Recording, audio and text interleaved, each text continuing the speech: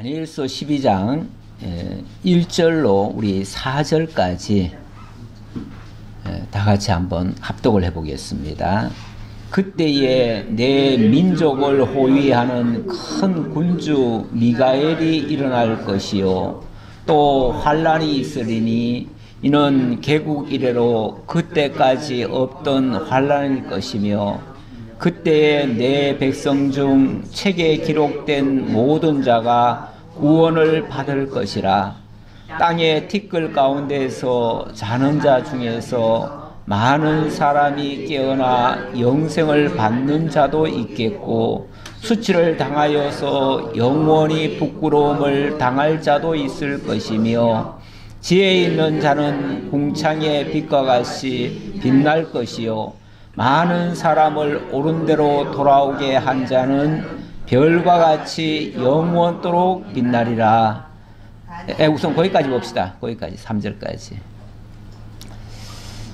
예, 아침에 집사람이 걱정이 됐는가 봐요. 왜 성탄절인데 다니엘을 해요? 다니엘이 성탄절하고 무슨 상관이 있어요? 예, 그리고 보니까 저도 다니엘서를 가지고 성탄절 날 강론하는 사람이 있을까라는 생각이 문득 들었습니다. 예, 저도 아직까지 다니엘서 가지고 성탄절에 강론하는 것을 들어본 적은 없습니다. 제가 오늘 말씀 묵상하던 중에 갑자기 다니엘서 12장이 생각이 나서 이 말씀과 우리 주님의 성탄과의 관계를 좀 찾아보았고, 그래서 이제 살펴보다가 이 다니엘서 12장의 말씀이 그냥 그 당시에 있었던 그런 사건을 기록한 말씀이 아니라 장차 그리스도에 대한 예언의 말씀이었고, 그리고 이 말씀은 좀 더 나아가서 우리 주님 탄생과 굉장히 밀접한 관계가 있구나라는 사실을 사실은 저도 새롭게 깨달은 부분이 있습니다. 그래서 오늘 이 말씀을 가지고 성탄절에 성탄 메시지로 여러분들에게 증거하고자 합니다. 오늘 저희가 특송을 아주 장엄한 찬양을 했습니다. 622장이 일반 물론 뭐 우리 찬양들이 다 귀한 찬양들이고 하지만 때로는 좀 가볍게 느껴질 만한 그런 찬양도 있는데 오늘 이 찬양은 왠지 우리가 부르면서도 참 장엄한 찬양이다 이런 느낌이 듭니다. 거룩한 밤. 제가 오늘은 마지막 패송도 고요한 밤, 거룩한 밤을 잡았습니다. 자, 일단 밤 하면은 어둠이죠. 어둠입니다. 그런데 오늘 이 다니엘서의 말씀은 한마디로 이야기하라고 하면 빛입니다. 빛. 예, 빛이에요. 예, 빛. 예, 오늘 주제 말씀을 영원토록 빛나리라 이렇게 잡았는데요. 물론 본문에 있는 내용입니다. 본문에 방금 우리가 3절까지 읽었는데 거기 보면 이런 말씀이 있습니다. 별과 같이 영원토록 빛나리라. 별과 같이 영원토록 빛나리라. 그 직전에도 그런 말이 있지요. 지혜 있는 자는 궁창의 빛과 같이 빛날 것이요 많은 사람을 옳은 대로 돌아오게 한 자는 별과 같이 영원토록 빛나리라. 예, 궁창의 빛과 같이 빛날 것이고 별과 같이 영원토록 빛날 것이다. 한마디로 빛입니다. 빛. 이 빛에 대한 말씀. 네, 빛 하니까 우리 주님이 이 땅에 오실 때의 광경이 생각이 납니다. 우리 주님이 이 땅에 오실 때 온통 세상은 어두웠습니다. 캄캄했습니다. 때로는 절망 같은 그런 상황이었습니다.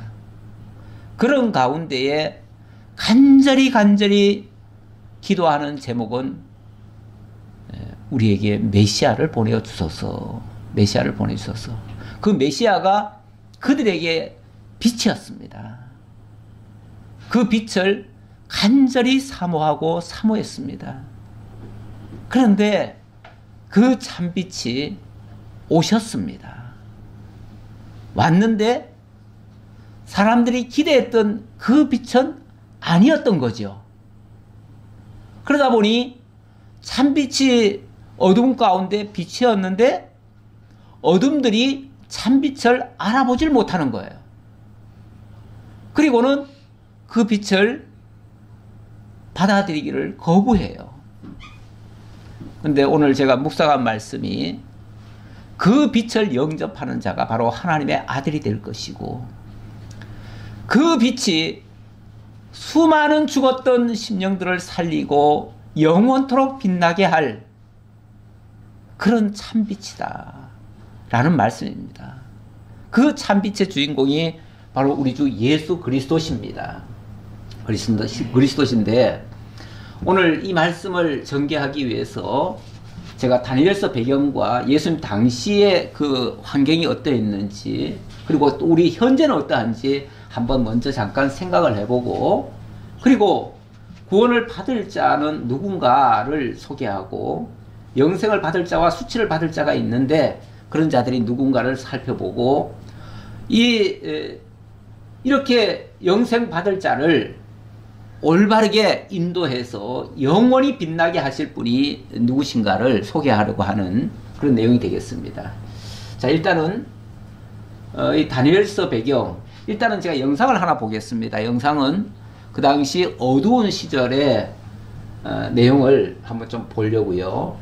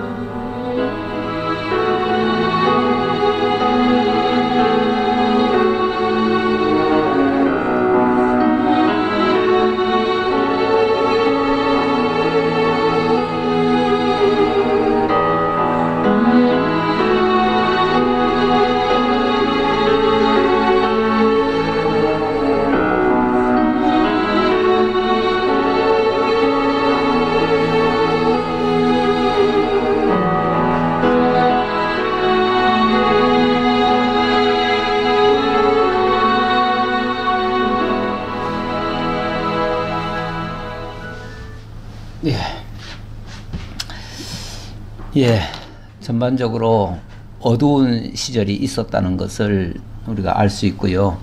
이 다니엘서가 기록될 당시는 사실은 더 심각했죠.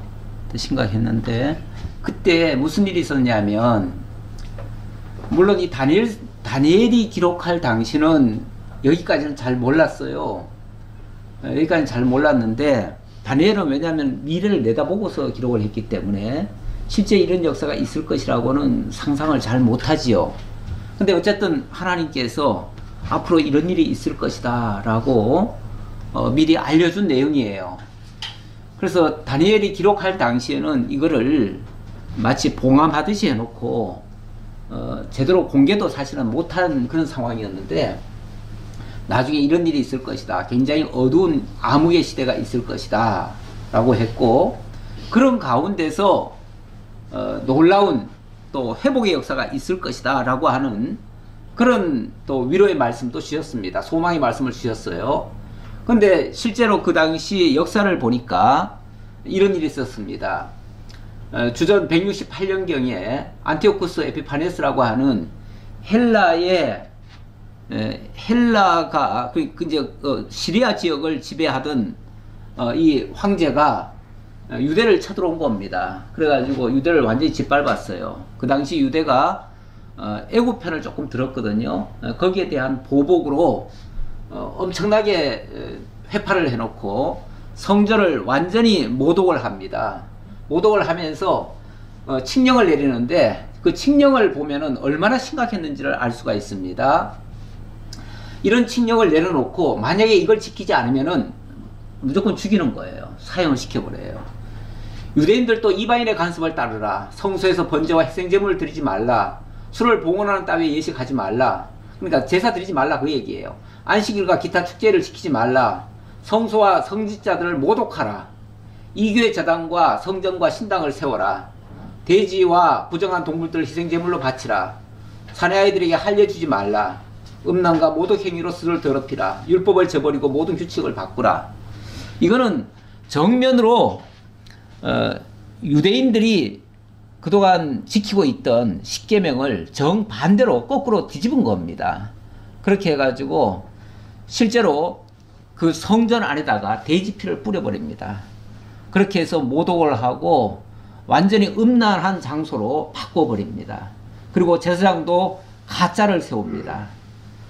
그래가지고 결국 가짜 제사장이 등장해가지고 이런 짓을 하는 거예요.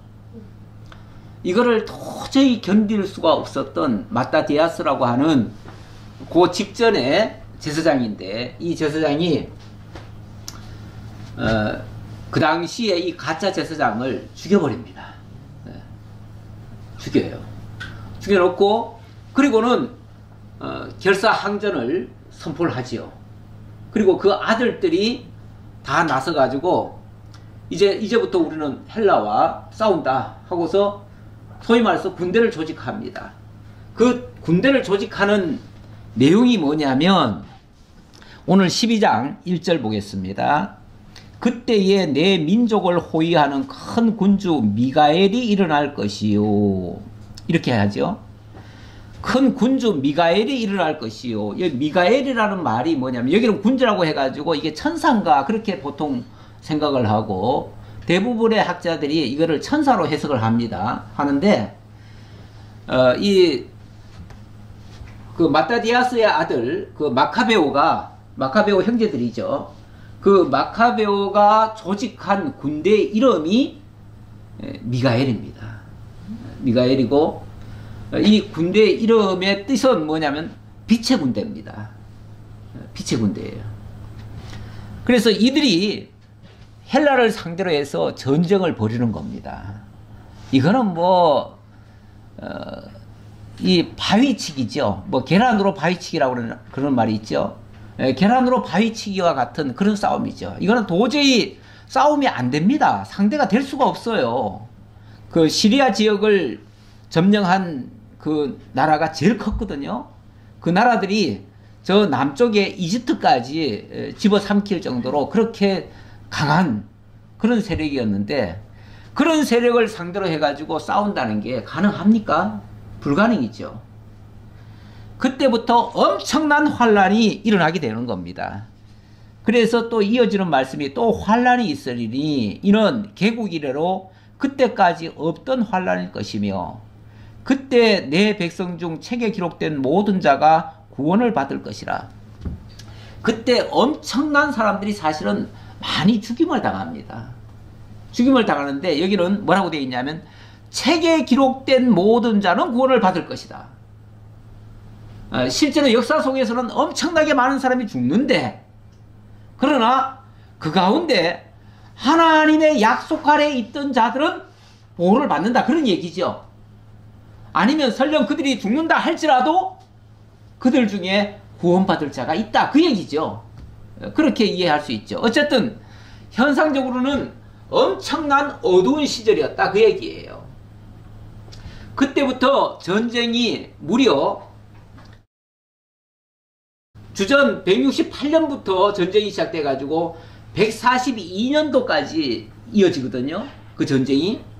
그러면 약 뭐 얼마입니까? 한 20 몇 년입니까? 예. 뭐 20 한 4년 되는 것 같으네요. 그리고 나서 마침내 주전 142년 12월 25일 12월 25일에 이 헬라군이 완전히 퇴각을 합니다. 그리고 승리를 거두게 됩니다. 그리고 사실은 이제 그 전에 그렇게 퇴각을 했겠죠. 퇴각을 하고 12월 25일 날 그날 뭘 하냐면은 성전을 깨끗이 수리하고 정결케 하고 그리고 그곳에서 하나님 앞에 다시 제사를 드리게 되는 거예요.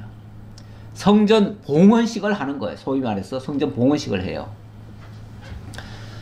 그 성전 봉헌식 하는 거를 뭐라고 그러냐면은 하누카라고 그래요. 하누카. 제가 어제 칼럼을 하누카를 조금 적어놨습니다. 이 하누카와 우리 성탄절이 무슨 관계가 있는가를 제가 조금 살펴보려고 그걸 적어놨는데 그날이 공교롭게도 주전 142년 12월 25일이에요. 25일인데 오늘날 우리가 성탄절을 12월 25일로 지키고 있죠. 물론 그때의 12월 25일은 엄밀하게 말하면 그쪽 달력이에요. 그러니까 우리나라 태양력이 아니에요. 태양력이 아니기 때문에 사실은 우리 태양력으로 바꾸면 이 날이 조금 바뀝니다. 바뀌어가지고 보통 이 하누카 절기를 어떻게 지키냐면 하루만 지키는 게 아니고 보통은 한 2주간을 지킵니다. 2주간을 지키기 때문에 12월 25일 그 이전 예를 들면 한 열흘 전부터 시작해가지고 그 이후까지 이렇게 지키게 되죠. 그러다 보니까 그 중간에 12월 25일이 들어가 있죠. 그래서 오늘날 우리가 12월 25일 날 성탄절로 우리가 지키죠. 성탄절 지키는데 엄밀하게 말하면은 성경에는 예수님이 언제 태어났다라는 얘기를 정확히 하지 않습니다. 하지 않아요.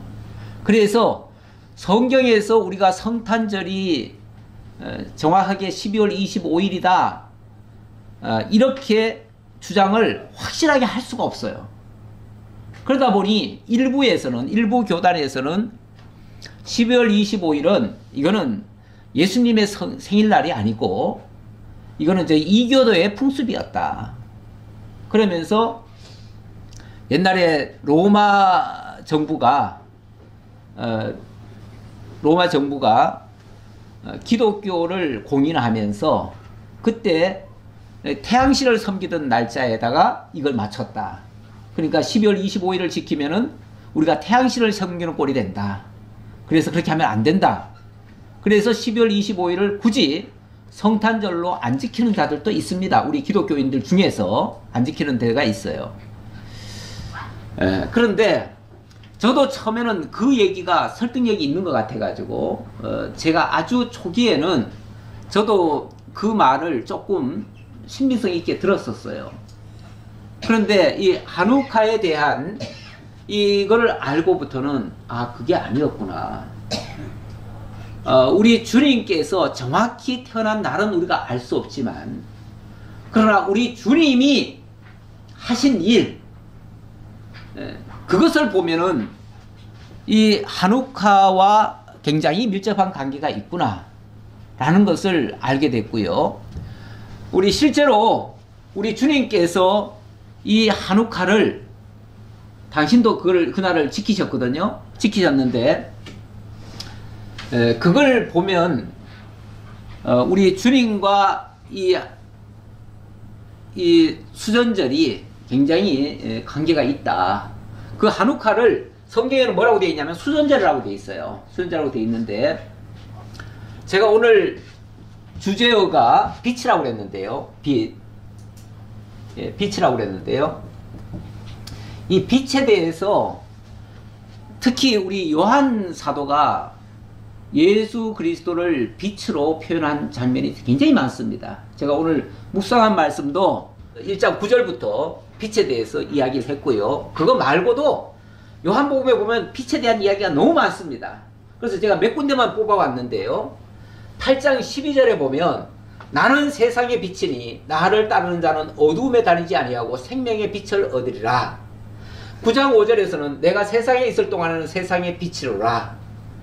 그리고 10장에서는 조금 다른 이야기인데 그건 좀 이따가 얘기하고요. 11장으로 넘어가면 사람이 낮에 다니면 이 세상의 빛을 봄으로 실족하지 아니하고 밤에 다니면 빛이 그 사람 안에 없음으로 실족하느니라. 그러니까 빛이 있으면 절대 실족하지 않는다. 그러나 빛이 없으면 실족하게 돼 있다. 자, 그 얘기고 12장으로 넘어가면 아직 빛이 있을 동안에 빛을 믿으라. 그리하면 빛의 아들이 되리라. 빛의 아들, 하나님의 자녀, 이런 이야기를 하면서 요 중간에 요 10장에 보니까 그 당시 수전절이라고 하는 때가 있었습니다. 그때가 언제냐면 예루살렘에 수전절이 이르니 때는 겨울이라. 예수님이 이 수전절에 가서 그 수전절 지키는 장면이 나오는 거예요. 그리고 그때에 맹인의 눈을 띄워주는 장면이 나옵니다. 그리고 이 어둠과 빛에 대한 이야기를 굉장히 강조를 하셔요. 그러면서 소경에게는 눈을 띄워서 정말 이 빛을 보게 만들고 멀쩡하게 보고 있다고 하는 자들에게는 너희가 본다고 하니 너희 죄가 그저 있느니라. 다시 말하면 너희가 본다고 하는 자들은 다 어둠 속에 있는 자들이라. 그 얘기죠. 이런 식으로도 말씀하십니다. 상당히 역설적인 표현이기도 한데 어쨌든 이 빛과 관련된 말씀을 예수님이 하시고 그 예수님이 또 이 수전절과도 관계가 있고요. 이 수전절이라는 게 바로 훼손된 성전을 정결케 하고 다시 하나님 앞에 봉헌하는 내용이거든요. 그 내용이에요. 자, 그 내용인데 그 내용하고 또 예수님하고 무슨 관계가 있나? 예, 그 얘기를 오늘 집중적으로 하려고 하는 거고요. 자, 일단은 그 얘기를 하려고 하는데 일단 그러기 전에 먼저 성전 얘기를 좀 하겠습니다. 왜냐하면 이 성전과 예수님이 또 밀접한 관계가 있거든요. 예, 일단 성전이 왜 예수님과 관계가 있는가를 한번 좀 찾아보기 위해서 요한복음 2장을 또 가져왔는데요. 여기 보면 예수님의 하신 일 중에서 굉장히 때로는 이해하기 조금 어렵기도 하고 좀 예수님이 너무 과격하다 싶을 정도의 행동을 하신 적이 있어요. 그건 뭐냐면 예수님이 성전에 올라가셨는데 성전이 완전히 엉망진창인 거예요. 예수님의 시각에서는. 왜냐하면 장사꾼들이 와가지고 뭐 온통 좌판을 열어놓고 그 신자들이 그 시골에서 소나 양을 가져오면 그걸 가지고 사기를 쳐요.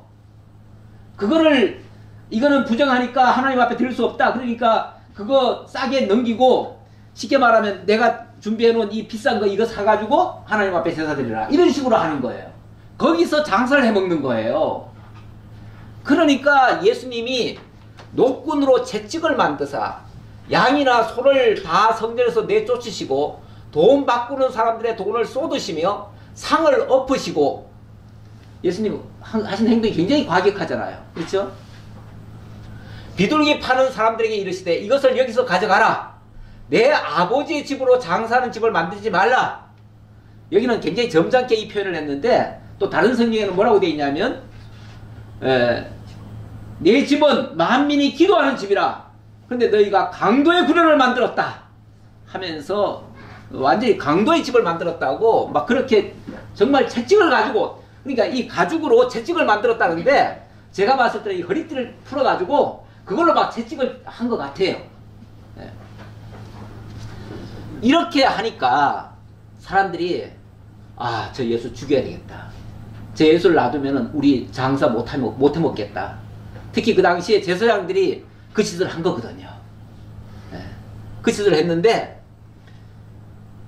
왜 이렇게 하게 됐느냐를 보니까 제자들이 나중에 깨달았는데 구약 성경에 이렇게 기록이 돼 있더라는 거예요. 성경 말씀에 주의 전을 사모하는 열심히 나를 삼키리라 한 것을 기억하더라. 이 성전이 곧 아버지의 집이고 그 아버지의 집이 바로 예수님의 집이고 그 예수님이 바로 그 성전이 되시고 이렇게 될 것을 나중에서 깨달았다 그 말이에요. 그러면서 이어서 하는 말이 예수께서 대답하여 이르시되 너희가 이 성전을 헐라 내가 사흘 동안에 일으키리라. 이 성전이 어떤 성전이냐 하면요, 스룹바벨이 성전을 제거를 했는데 사실은 그 당시는 바벨론에서부터 포로 잡혀갔다가 돌아왔기 때문에 아무것도 없었어요. 그야말로 아무것도 없는 상황에서 정말 힘겹게 겨우 만들어 온 성전이거든요. 그러니까 볼품도 없고 성전이 옛날 솔로몬 성전에 비하면 너무 초라해요. 그런데 어쨌든 하나님이 그렇게라도 지어가지고 성전에서 하나님 앞에 제사를 드리니까 매우 좋아했는데 그 뒤에 아까 얘기했듯이 헬라에 의해서 짓밟혀버리고 또 더럽혀지고 로마에 의해서 또 짓밟혀버립니다. 그런데 로마에서 그때 가짜 왕을 하나 세우지요. 그 가짜 왕이 누구냐면은 헤롯입니다. 헤롯. 근데 이 헤롯은 자기가 이두메 사람이기 때문에 유대인들에게 인정을 받을 수가 없어요. 근데 유대인들에게 인정을 받을 수 있는 방법이 뭐냐면은 유대인들이 좋아하는 걸 해주면 된다. 이 생각을 한 거예요. 근데 유대인들이 뭘 제일 좋아할까? 유대인들은 어쨌든 성전을 제일 좋아하거든요. 그래서 하나님 앞에 제사 회복하는 걸 제일 좋아하니까 성전을 멋들어지게 만들어주자 해가지고 무려 60년간 공사를 합니다. 60년간 공사를 해가지고 완전히 성전에다가 황금을 다 치장을 해요. 그래서 황금 성전으로 바꾸어졌어요. 옛날에 시커멓던 성전이 황금 성전으로 바뀌었어요. 제사들도 그 황금 성전이 너무너무 부러워가지고 예수님께 막 자랑을 하잖아요. 예수님 보세요. 이렇게 성전이 멋있습니다. 자랑을 했더니 예수님께서는 그 성전은 내 가시자 말자 대뜸 하신 일이 이거 아닙니까? 그리고 이 성전 헐어버려라 이렇게 얘기하시는 거 아닙니까? 이 성전 헐라. 그러면 내가 3일 만에 일으키겠다. 그러니까 완전히 사람들이 봤을 때는 미친놈이죠. 아니 이 성전이 벌써 몇백 년의 역사를 가지고 있고 거기다가 헤롯이 60년간 더 투자를 해가지고 지어놓은 아주 멋진 이 성전인데 이걸 헐면은 3일 만에 짓는다고? 이해를 못했죠. 이해를 못했는데 이게 무슨 뜻이었냐면 유대인들이 이르되 이 성전은 46년 동안에 요 당시는 46년입니다. 그런데 그 뒤에도 계속 더 지었기 때문에 60년간 지은 거예요. 46년 동안의 지역권을 네가 3일 동안에 일으키겠느냐 하더라. 그러나 예수는 성전된 자기 육체를 가리켜 말씀하신 것이라. 자, 여기 성전이 나왔고요. 예, 성전이 나왔습니다. 이 성전이 뭐라고요? 육체로 만들어진 자기 자신이다. 바로 예수다 그 말이죠. 예수의 육체가 바로 성전이다 그 말이죠. 그러면은 이 성전이 뭔가를 또 한번 생각해 봐야 되지 않겠어요? 예. 오늘 수수께끼 합니다. 이 성전이 뭐냐? 성전은 성전은 하나님이 인간에게 다가오시고 인간을 만나 주시는 장소예요. 그게 성전이에요. 그래서 출애굽기에 보면 이 성전에 대해서 이렇게 얘기를 합니다. 이는 너희가 대대로 여호와 앞 회막문에서 늘 들을 번제라. 내가 거기서 너희와 만나고 이렇게 얘기를 합니다. 물론 이때는 회막을 얘기했지만 회막이나 성전이나 똑같은 의미예요. 거기서 하나님이 만나시겠다는 거예요. 왜 그러냐면 하나님과 인간 사이에는 아담의 타락 이후 죄로 말미암아 서로 만날 수 없는 관계가 되어버렸어요. 그렇죠? 없는 관계가 되어버렸어요. 근데 하나님이 당신이 만나 주시러 오시겠다는 거예요. 오시는데 어디서 만나느냐? 거룩한 장소와 부정한 장소 그 사이에 성전을 만들어 놓고 거기서 하나님을 가리키는 의미를 놓고 거기서 하나님 만나 주시겠다는 거예요. 누굴 통해서 만나 주시냐? 대제사장을 통해서 만나 주시겠다는 거예요. 그래서 대제사장은 어찌 보면 하나님과 인간 사이의 중보자가 되시고 장소는 성전에서 이렇게 만나 주시겠다는 거예요. 그러니까 만나 주시려니까 하나님이 그렇게 만나 주시면 어떻게 되냐면은 이제 거룩하게 바뀌어져요. 그래서 내가 그들의 하나님 여호와로서 그들 중에 거하려고 그들을 애굽 땅에서 인도해낸 줄을 알리라. 나는 그들의 하나님 여호와니라. 결국 우리 하나님께서 애굽에서 인도해내신 것도 그들과 다시 만나기 위해서, 그래서 회복하기 위해서 이렇게 하시려고 하신 것이다. 자, 그렇게 했으니까 당연히 그분이 하나님과 우리를 연결하려면 성전이 있어야 되고 그 성전 안에서 대제사 사역을 하셔야 돼요. 다시 말하면 하나님 앞에 온전히 바쳐지는 일이 있어야 된다 그 말이죠. 온전히 바쳐져야 되는 일. 자, 그 일에 우리 예수님이 그 일을 하러 이 땅에 오신 겁니다. 오셔서 당신이 온전히 하나님 앞에 바쳐지는 거예요. 자, 그렇게 되실 것을 가리키고요. 자, 그렇게 되시려고 이 땅에 오셨는데 바로 이 성전이, 구약의 성전이 이제 더럽혀졌어요. 더럽혀졌으니까 하나님이 도저히 함께 하실 수가 없잖아요. 근데 그거를 회복을 하는 거예요.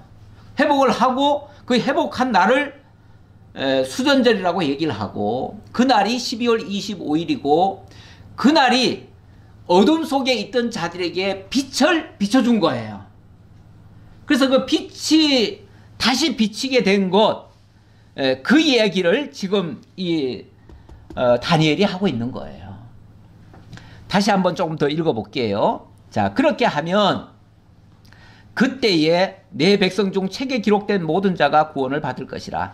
땅의 티끌 가운데서 자는 자 중에서 많은 사람이 깨어나 영생을 받는 자도 있겠고 수치를 당하여서 영원히 부끄러움을 당할 자도 있을 것이며. 그런데 당연히 이런 역사가 있을 때에 구원을 받을 자가 있는가 하면 또 영원한 멸망에 빠질 자도 있다. 원래 복음이라고 하는 것이 들여오면요, 그 복음을 듣고 모든 사람이 구원을 받는 게 아니라 거기서 구원을 얻을 자도 있고 영원한 심판을 받을 자도 있어요. 그런 역사는 항상 있게 돼 있어요. 근데 어쨌든 여기 보니까 책에 기록된 자는 뭐 할 것이다? 책에 기록된 자는 구원을 받을 것이다. 이렇게 얘기하네요. 이것이 진짜 하나님의 언약의 자손들인 거죠. 근데 이 사실을 3절에 보니까 지혜 있는 자는 궁창의 빛과 같이 빛날 것이요 많은 사람을 옳은 대로 돌아오게 한 자는 별과 같이 영원토록 빛나리라 그랬는데, 예, 많은 사람을 옳은 대로 돌아오게 한다는 얘기죠. 결국은 이 성전의 회복을 통해서 많은 사람이 빛 가운데로 인도될 것이다 라는 이야기였고, 그것이 예언되었고 그것의 역사적 성취가 물론 그 당시에는 마카베오를 통해서 회복이 되어진 내용인데, 그것이 장차 우리 주 예수 그리스도께서 참 성전으로 오시고 대제사장으로 하나님 앞에 온전히 바쳐짐으로써 그것이 완성되어진다, 그 얘기입니다. 우리가 성탄절을 우리가 영어로 뭐라고 그랬죠? 크리스마스라고 그래요. 크리스마스. 그래서 크리스마스라는 말도 원래 그리스도 미사라는 뜻이에요. 예, 그리스도 미사라는 뜻인데, 미사라는 게 뭐죠? 제사지요, 제사. 제사고 이게 하나님께 바쳐진다는 뜻이에요. 바쳐짐. 그러니까 봉헌이죠, 봉헌. 자, 아까 그 성전을 정결케 해서 뭐 했다고요? 하나님 앞에 봉헌을 했다고 그랬잖아요. 성전이 하나님 앞에 봉헌이 되어짐으로 말미암아 거기서 빛을 보는 역사가 일어났단 말이에요. 구원의 역사가 일어났다는 얘기죠. 결국 그리스도가 하나님 앞에 온전히 드려짐으로 말미암아 온전한 구원의 역사가 일어났다 그 말이죠. 그러니까 우리가 보통 이제 성탄절 하면은 아기 예수 탄생에만 초점을 맞춰요. 자꾸 아기 예수 탄생에만 초점을 맞추는데 엄밀한 의미에서는 아기 예수 그 자체가 중요한 게 아니라 그분이 오셔서 하시는 일이 중요하잖아요. 그분이 하신 일이 바로 우리를 대신해서 모든 부정케 된 거, 더럽혀진 거, 그거를 정결케 만들고 하나님 앞에 온전히 회복하는 거예요. 그게 진정한 봉헌이고, 그런 의미에서 그리스도의 미사라는 말조차도 그리고 보니까 적절하다 그 말이에요. 합당하다. 크리스마스라는 말이, 그래서 물론 앞에 메리라고 있으니까 메리는 뭐 즐겁다는 의미로 이해를 하고 우리가 기쁜 찬송 그러는데, 어찌 보면 그리스도께서 온전히 하나님께 바쳐짐으로 말미암아, 그것도 참 성전으로 바쳐짐으로 말미암아 부정케 되었던 우리들이 뭐 됐다고요? 기쁨을 얻게 됐다 이 얘기죠. 근데 이제 고린도전서 3장에 보면 너희는 하나님의 성전이라 이렇게 얘기를 해요. 오늘 우리도 뭐가 됐다고요? 우리도 이제 성전이 됐대요.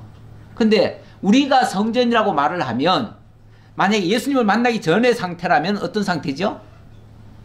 더럽혀진 상태죠. 부정한 상태죠. 사실 그 상태로는 원래 성전이라고 하는 것은 하나님을 만나는 장소인데 그 상태로서는 하나님을 만날 수가 없어요. 만날 수가 없는데 온전히 하나님께 봉헌되어진 그리스도 성전에 우리가 참여하면 우리의 성전도 어떻게 되는 거죠? 거룩한 성전으로 바뀌어지는 거죠. 바뀌어져서 하나님을 정말로 만날 수 있고 정말로 하나님의 자녀가 되고 빛의 아들이 되고 하나님의 자녀가 되어지는 이런 역사가, 온전한 하나님의 아들의 역사가 있게 되는 거죠. 그렇게 되어지면 그 성탄이 바로 하나님과 연합되어지는 그 성탄이 진짜 참 성탄이다 그 얘기죠. 그래서 우리가 지금 12월 25일에 예수님의 생일로 생각하는 것은 엄밀한 의미에서는 이게 이제 하나님의 역사예요. 성령의 역사예요. 어떤 사람도 이렇게 의도적으로 계획한 것 같지는 않아요. 왜냐하면 예수님의 생일을 솔직히 잘 몰랐어요. 잘 몰랐는데 어떻게 12월 25일로 했어요. 그 과정은 뭐 이런 말도 있고 저런 말도 있는데 저는 다 고지가 안 들리고요. 지금 와서 생각해 보니까 다 고지 안 들리고, 오히려 우리 하나님의 섭리 가운데 우리 성령께서 이 온전한 성전 회복, 이 하누카가 온전한 그리스도의 참 성전 되시고 하나님께 바쳐짐으로써 참 성탄의 의미를 갖추게 됐다 이렇게 보여지고, 이런 의미를 우리가 제대로 이해를 했을 때 진짜 주님이 우리 안에 오셔서 함께 깨끗한 거룩한 성전이 되어지고 우리가 진짜 하나님을 만나게 되고 진짜 하나님의 자녀가 되어지고 이렇게 되어진다는 거죠. 우리 요한복음 1장 12절에 보면 무슨 말씀이 있습니까? 제가 안 적었네요. 요한복음 1장 12절, 그거 한번 먼저 잠깐 보시면요. 9절부터 봐야 됩니다. 제가 오늘 묵상한 말씀인데요. 참빛 곧 세상에 와서 각 사람에게 비추는 빛이 있었나니 그가 세상에 계셨으며 세상은 그로 말미암아 지은 바 되었을 때 세상이 그를 알지 못하였고 자기 땅에 오매 자기 백성이 영접하지 아니하였으나 영접하는 자 곧 그 이름을 믿는 자들에게는, 이 영접한다는 말이, 그러니까 예수님이 참 성전으로 우리에게 빛으로 오셨는데 그것을 영접한다는 것이 바로 그를 믿는다는 거다 그 말이죠. 그러니까 영접하는 자 곧 그 이름을 믿는 자들에게는 하나님의 자녀가 되는 권세를 주셨으니, 이렇게 하면서 이거는 혈통으로나 육적으로나 사람의 뜻으로 나지 아니하고 오직 하나님께로부터 난 자들이니라. 하나님께로부터 난 자들이니라. 아까 다니엘서에서는 그 책에 기록된 자가 다 구원을 받을 것이다 했는데, 바로 하나님께로부터 난 자들은 다 하나님의 자녀가 되어지고 구원을 얻게 된다 그 말이죠. 그 말씀이 육신이 되어서 우리 가운데 거하심에 우리가 그의 영광을 보니 아버지의 독생자의 영광이요 은혜와 진리가 충만하더라. 그 은혜와 진리, 그 참 진리의 말씀이 예수를 통해서 우리에게 다가오면 그 사실을 믿는 자들에게는 구원의 역사가 있다 그 말이죠. 이제 마지막 결론의 말씀은, 자, 이렇게 해서 되어지는 모든 그리스도의 역사가 다 주께서 선자로 하신 말씀을 이루려 하심이니 했습니다. 결국 오늘 이 다니엘서의 말씀도 기본적으로 구약의 모든 성경의 말씀은요, 오실 예수 그리스도를 가리킨 말씀이었습니다. 우리가 그 관계성을 제대로 이해를 못해서 때로는 무관한 것처럼 들려졌지만, 알고 보면 그리스도에 대한 정확한 예언이었어요. 오늘 다니엘서도 결국 12장의 말씀은 그리스도에 대한 약속의 말씀이었다라는 얘기고요.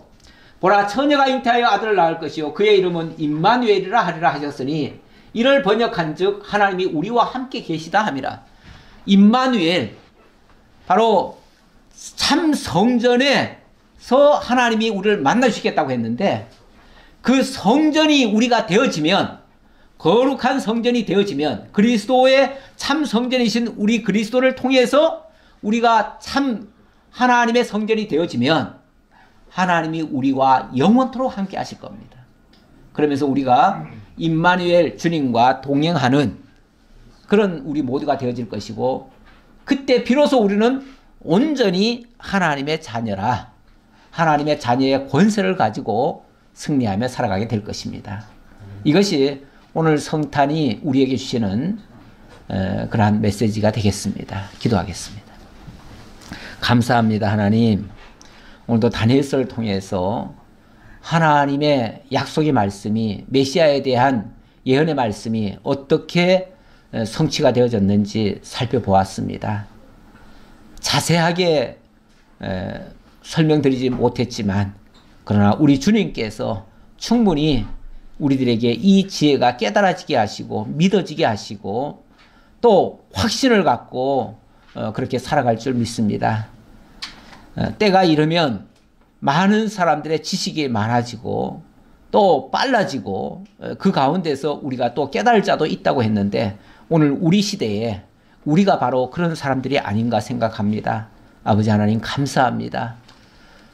참으로 주님의 이 진리가 어둠 속에 갇혀서 깨달아지지 못할 수도 있는데, 저희들에게 들려지게 하시고 깨달아지게 하시고 믿어지게 하시는 이 역사 너무나 감사합니다.